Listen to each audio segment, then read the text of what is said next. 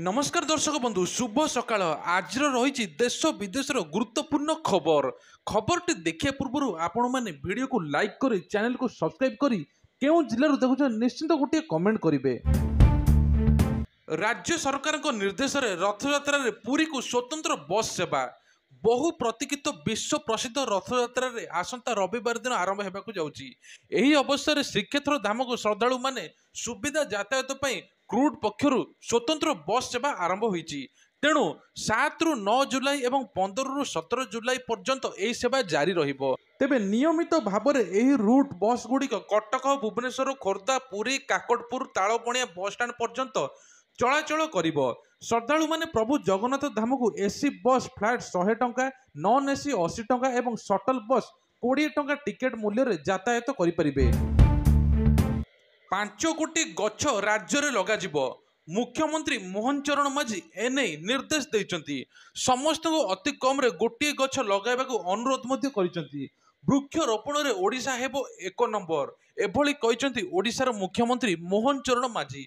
छात्र छात्री घरोई अनुष्ठान शिक्षानुष्ठान गुड़िक समस्त को चारा बंटन करा आ सूचना अनुसार 18 मास भितर चारा लगा जाउथबा बेले 1 वर्ष भितर 30 मासिया चारा दिया। गछ लगाइबा पर जो पॉलिथिन बाहरिबो ताकू व्ययविक करिवे ओडिशा सरकार।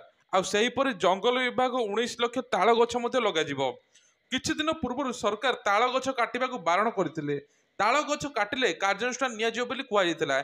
आ एबे 19 लाख ताल गछ लगाजिवो बोली से नै मुख्यमंत्री मोहन चरण माझी कहिसंती।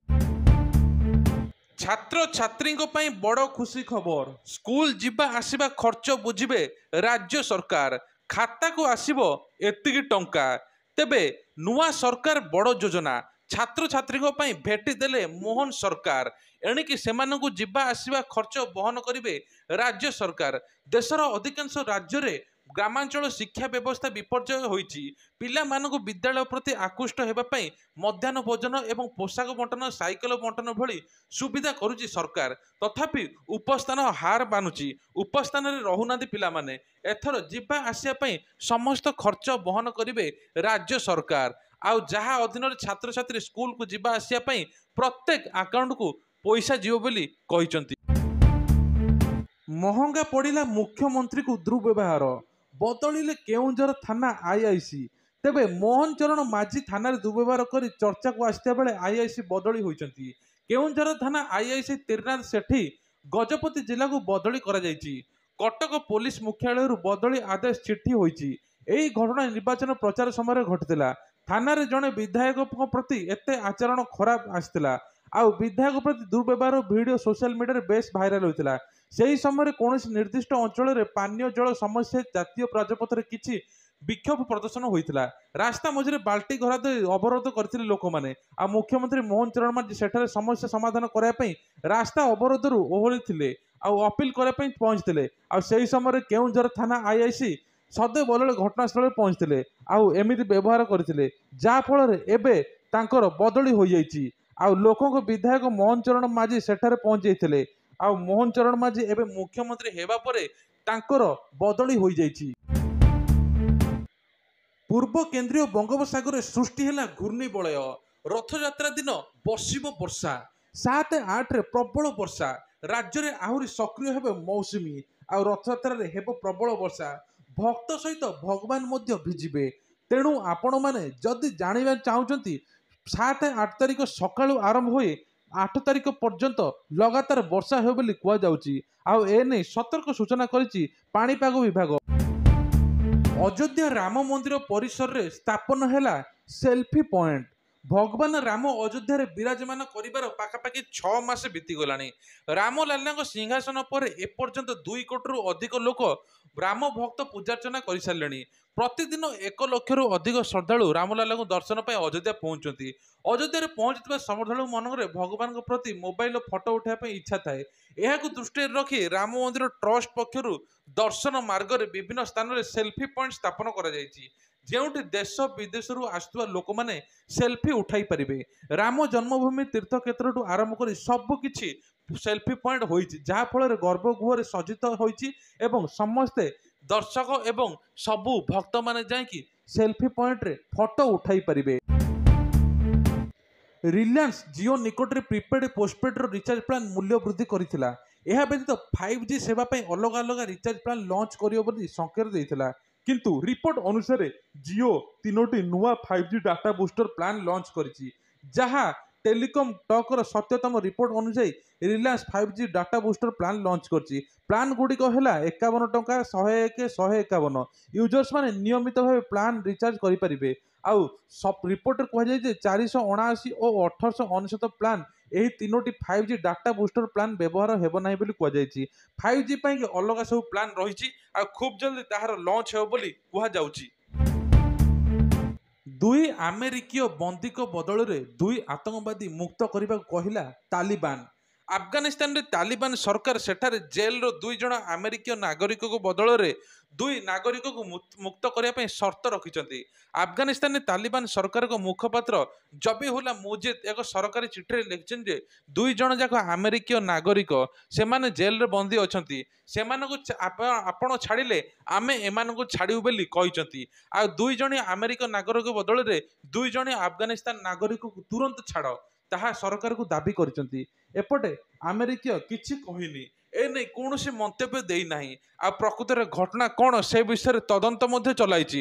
ପ୍ରକୃତରେ ସେ ଆମେରିକୀୟ ନା ଆଉ କିଏ ସେ ବିଷୟରେ ମଧ୍ୟ ତଦନ୍ତ ଚଳାଇଛି। ଡ୍ୟୁଟିରେ ଥିବାବେଳେ ଶହୀଦ ହୋଇଥିବା ଅଗ୍ନିବୀରଙ୍କ ପରିବାରକୁ ମିଳିଛି 98 ଲକ୍ଷ ଟଙ୍କା। ଶହୀଦ ଅଜୟ କୁମାରଙ୍କ ପିତା ବର୍ତ୍ତମାନ କ୍ଷତିପୂରଣ ବାବଦରେ 98 ଲକ୍ଷ ଟଙ୍କା ପାଇଛନ୍ତି ବୋଲି ପ୍ରକାଶ କରିଛନ୍ତି। ସେ ତାଙ୍କ ପୁଅକୁ ଶହୀଦ ହେବା ପରେ କୌଣସି ଅନୁକମ୍ପା ରାଶିମୂଳକ ପାଇନଥିଲେ ବୋଲି କହିଥିବାର ଭିଡ଼ିଓ କଂଗ୍ରେସ ନେତା ରାହୁଲ ଗାନ୍ଧୀ ସୋସିଆଲ ମିଡ଼ିଆରେ ପୋଷ୍ଟ କରିଥିଲେ। ସେ ଭାରତୀୟ ସେନା କିମ୍ବା କେନ୍ଦ୍ର ସରକାର ନିକଟରୁ କୌଣସି ଅନୁକମ୍ପା ରାଶି ପାଇନାହାନ୍ତି ବୋଲି ପ୍ରକାଶ କରିଥିଲେ। ବୁଧବାର ଦିନ କଂଗ୍ରେସ ସାଂସଦ ବିରୋଧୀ ଦଳର ନେତା ରାହୁଲ ଗାନ୍ଧୀ ସୋସିଆଲ ମିଡ଼ିଆରେ ଏକ ଭିଡ଼ିଓ ସେୟାର କରିଥିଲେ। ପ୍ରତିରକ୍ଷା ମନ୍ତ୍ରୀ ରାଜନାଥ ସିଂ ଅଜୟ କୁମାରଙ୍କ ପରିବାରକୁ ଭେଟି 98 ଲକ୍ଷ ଟଙ୍କା କ୍ଷତିପୂରଣ ଦେଇଛନ୍ତି ଏବଂ ଏହା ମିଥ୍ୟା ଅଭିଯୋଗ ବୋଲି କହିଛନ୍ତି। ଏହି ଭିଡ଼ିଓରେ ରାହୁଲ ଗାନ୍ଧୀ ଅଜୟ କୁମାର ପରିବାରକୁ ଭେଟି ଦର୍ଶାଇଥିଲେ ଆଉ ସେମାନଙ୍କ ସହିତ ସରକାରୀ କୌଣସି ଆର୍ଥିକ ସହାୟତା କରିନାହାନ୍ତି ବୋଲି ରାହୁଲ ଗାନ୍ଧୀ ମଧ୍ୟ କହିଥିଲେ। ରାହୁଲଙ୍କ ଭିଡ଼ିଓ ପୋଷ୍ଟ ପାଇଁ 98 ଲକ୍ଷ ଟଙ୍କା ଅଜୟ କୁମାର ବାପାଙ୍କୁ ମିଳିଛି। ଆଉ ସେ ବୀମା ବାବଦରେ 50 ଲକ୍ଷ, ସେନାଠାରୁ 48 ଲକ୍ଷ ଟଙ୍କା ପାଇଥିବା ଉଲ୍ଲେଖ କରିଛନ୍ତି। ମଦ ବ୍ୟାନ୍କୁ ନେଇ ସରକାରକୁ ଚେତାବନୀ ଦେଲେ ବସ୍ତି ବାସିନ୍ଦା। ମଦ ନିଶା ଉଜୁଡୁଛି ଘର ସଂସାର, ରୋଜଗାରିଆ ପୁଅକୁ ଛଡ଼ାଇ ନେଉଛି, କାହା ମୁଣ୍ଡରୁ ସିନ୍ଦୁର ପୋଛି ନେଉଛି, ଆଉ କିଏ ବାପା ଛେଉଣ୍ଡ ହୋଇଯାଉଛି, କିଏ ମୂଲ ଲାଗିବାକୁ ଯାଉଛି ଆସିଲା ବେଳୁ ପୁଅ ନାହିଁ, କାହା ଆଖିରେ ଲୁହ ମଧ୍ୟ ଶୁଖୁନି। ଏଭଳି ବସ୍ତି ବାସିନ୍ଦା କହି ମଦ ବ୍ୟାନ୍ ହଉ ବୋଲି ସରକାରଙ୍କ ପାଖକୁ ଚେତାବନୀ ଜଣାଇଛନ୍ତି। କେବଳ ପରିବାର ନୁହେଁ ସମାଜକୁ ବି ଖରାପ କରୁଛି। ଆଉ ମଦ ଯୋଗୁରୁ ଅନ୍ୟ ଲୋକମାନେ ମଧ୍ୟ ହଇରାଣ ହେଉଛନ୍ତି। ଏନେଇକି ବସ୍ତି ବାସିନ୍ଦା ଉଠିଛନ୍ତି ଏବଂ ମୁଖ୍ୟମନ୍ତ୍ରୀ ମୋହନ କୁମାର ମାଝୀକୁ ଏନେଇ ତାଙ୍କର ଚେତାବନୀ ଜଣାଇଛନ୍ତି। ମୁଖ୍ୟମନ୍ତ୍ରୀ ମୋହନ ଚରଣ ମାଝୀକୁ ନିଷ୍ପତ୍ତି ନେଇ ଅପେକ୍ଷା କରିଛନ୍ତି। ପ୍ରକୃତରେ ମୁଖ୍ୟମନ୍ତ୍ରୀ କ'ଣ କରିବେ, ମଦ ବ୍ୟାନ୍ କରିବେ କି ନାହିଁ ସେସବୁ ବସ୍ତି ଲୋକ ଅପେକ୍ଷା କରିଛନ୍ତି। ଆଉ ଏକ ସୁନାର ରାଜ୍ୟ ଏବଂ ସୁନାର ଓଡ଼ିଶା ଗଠନ କରିବା ପାଇଁ ମହିଳାମାନେ କହିଛନ୍ତି ମୁଖ୍ୟମନ୍ତ୍ରୀକୁ। ରତ୍ନଭଣ୍ଡାର ଖୋଲିବ କି ନାହିଁ କାଲି ହେବ ନିଷ୍ପତ୍ତି। ଆସନ୍ତାକାଲି ବସିବ ଶ୍ରୀମନ୍ଦିର ରତ୍ନଭଣ୍ଡାର କମିଟି ବୈଠକ। ଆଉ ରତ୍ନଭଣ୍ଡାର ଖୋଲିବା ନେଇ ନିଷ୍ପତ୍ତି ନେବ କମିଟି। ହେଲେ ସରକାର ରାଜ୍ୟବାସୀଙ୍କୁ ଆସ୍ଥା ଅତୁଟ ରଖିବ ବୋଲି କହିଛନ୍ତି ଅଧ୍ୟକ୍ଷ ଜଷ୍ଟିସ୍ ବିଶ୍ୱନାଥ ରଥ। ସେପଟେ ରତ୍ନଭଣ୍ଡାର ପାଇଁ ଗଠିତ ପୁରୁଣା କମିଟି ଭଙ୍ଗ ହୋଇଥିବାରୁ ତେଜିଛି ରାଜନୀତି। କାହିଁକି ତାରିଖ ପରେ ତାରିଖ ଦିଆଯାଉଛି, କାହିଁକି ରତ୍ନଭଣ୍ଡାର ଖୋଲୁନି ବିରୋଧୀ ଦଳ କହୁଛନ୍ତି।